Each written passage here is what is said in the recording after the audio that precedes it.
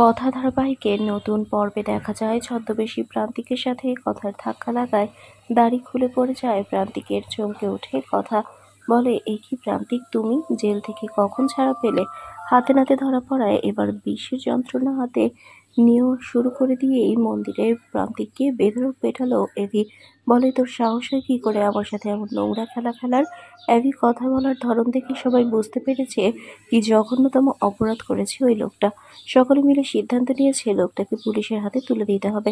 একজন তো ততক্ষণে পুলিশকে ফোন করে জানিয়ে দিল, আস্ফালন শুরু করে দিয়েছে। কথা বলে তুমি তো বেশ বাজে লোক, তোমাকে কেন ছেড়ে দিয়েছে বুঝতে পারছি না। তুমি কি পালিয়ে এসেছো? প্রান্তিক কিছু বলার আগেই পুলিশ চলে এসেছে। কথা এগিয়ে এসে সবটা জানিয়ে দিল এবং ওই থানার বড়বাবু কিন্তু প্রান্তিককে গ্রেফতার করতে গেলে প্রান্তিক বলে আমার বাবা কিন্তু আবার আমাকে ছাড়াতে থানায় আসবে। তখন অ্যাবি এগিয়ে এসে বলে, কে তোমার সে অবৈধ বাবা যার কথা শুনে তুমি সবাইকে ভয় দেখাচ্ছ? বলো বলো, তাড়াতাড়ি বলো। তাহলে কি প্রান্তিক তার বাবার নাম বলার পরে হতাশ হয়ে যাবে অ্যাবি? বন্ধুরা, তোমাদের কি মনে হয়? এক্ষুনি একটি লাইক দিয়ে এবং কমেন্ট করে জানিয়ে দাও তোমাদের মতামত।